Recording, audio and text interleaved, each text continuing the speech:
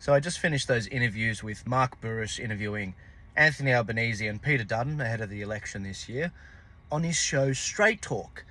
And honestly, Mark should have just called it, a walk in the park with Mark Bouris. It was so boring. And I've seen Mark's stuff in the past. I like Mark's stuff. I like him on The Apprentice. I like even his normal content that he does now. But to call a show Straight Talk and to interview the Prime Minister and the Prime Minister who wants to come in, Peter Dutton, in the way that he did, I was just underwhelmed.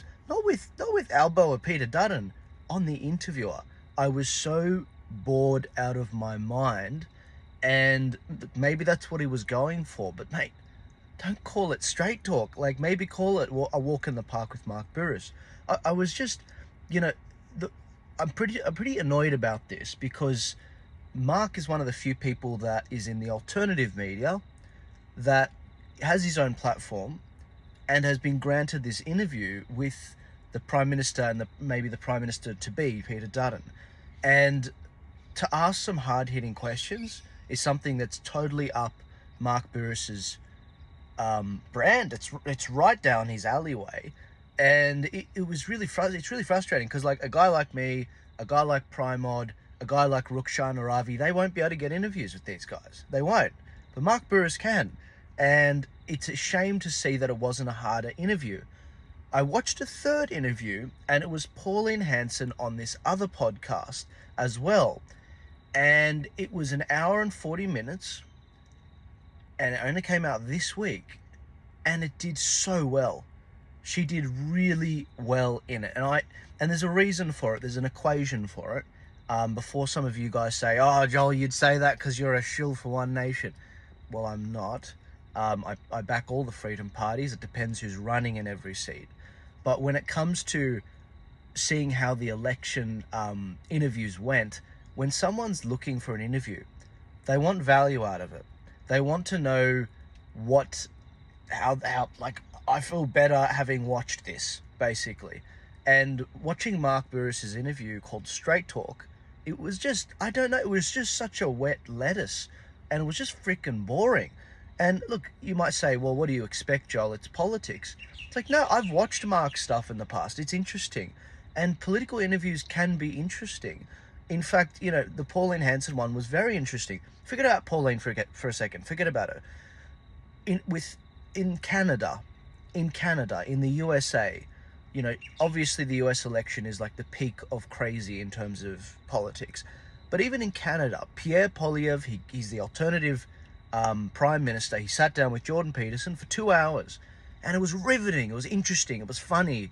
It was fascinating.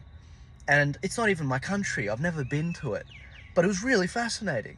And I just didn't get any of that from those interviews with Peter Dutton and Anthony Albanese on Mark Bouris' show. And on top of that, the UK elections. I mean, they just had an election in July with Nigel Farage and the Reform Party, and it was spicy. It was freaking spicy. I loved it. There's so many awesome interviews Nigel's done where he commands the room, and the interviewers, they throw some spice at him, and it gives him an opportunity to hit it back. Because the problem is, when your interviewer hits you with really wet lettuce questions, you really have to bring the fire to sort of spice it up a bit to get the headlines. But if the interviewer is really just giving you really good balls that you can hit, really good curve balls, it makes it even easier for the interviewer to actually, for the interviewee, Peter Dutton or Albo, to actually play with it. But when the interviewer doesn't give you something to work with, it's really frustrating. Again, I'm no expert, but I'm a serial consumer of political content. And I see what long-form interviews are doing around the world, how it influences elections in the USA and Canada, in every Anglosphere country, the UK, and even other non-Anglo countries. Like in Argentina, it was huge. And I'm just disappointed in Mark.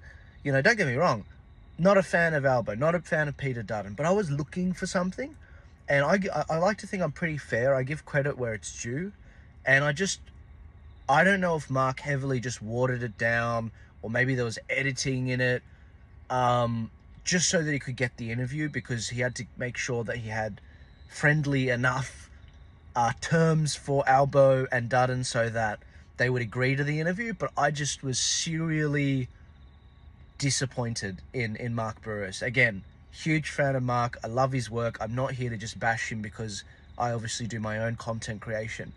I want to see content creators become the center of the political discussion in Australia. I want to see them hosting the debates. I want to see them hosting the long form discussions that crap on the ratings of the mainstream corporate media. But when Mark Bouris pulls this sort of stuff and it's too safe, and it's just disappointing, just really disappointing. So I mean, I don't know if you guys share this, who knows, maybe it'll get to Mark, but it's not personal, Mark. I found it freaking boring. And a lot of people, look, when I watched Pauline's interview with these other guys, and I'm forgetting the name of the channel, it's the first time I've seen it. And that's just credit to show that if you do a good interview, other people that haven't seen your channel will see it. But they provided such a good interview platform for her in the questions. They were tough. It was authentic, down to earth. Obviously, it was a panel of 4, not, including Pauline, but also they started the interview by saying, "Hey, Pauline, welcome to the studio." They gave her an honest background as to what she's all about. But then they actually said, "We put the One Nation policies that are on your website, all the policies you're running on in this election, we put them on this website." They set up this website. They got an AI to summarize it as well.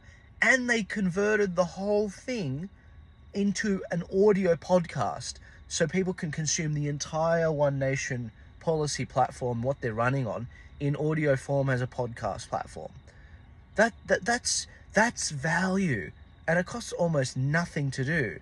And if you're trying to educate voters on who's running on what and giving them an interviewer, again, mate, look, guys, tell me in the comments if I'm being too hard on Mark, but watch the interviews with Mark Bouris, Straight Talk, with Anthony Albanese, Peter Dutton. Let me know what you think.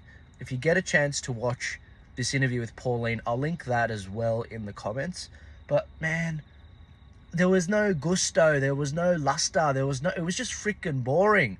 And forgive my just ad hoc way of saying it, but it was just boring. And I pray that Mark interviews Pauline. I pray that he interviews Adam Bant from the Greens Party, and I pray that he gives the name Straight Talk a bit more honesty, live up to the name of the show. Don't get me wrong, I like to do softball interviews too sometimes, where there's a bit of back and forth and disagreement and whatever. I had one recently with Nick Goiran in the Liberal Party. But when you're interviewing the guy that wants to be the alternative Prime Minister and another Prime Minister as well for his second term, Albo, mate, you're the economics guy, Mark. These guys, they've got some absolutely shoddy statistics. They said on your platform, and I know you disagree with a lot of it because I've seen your shows. And anyways, guys, let me know what you think.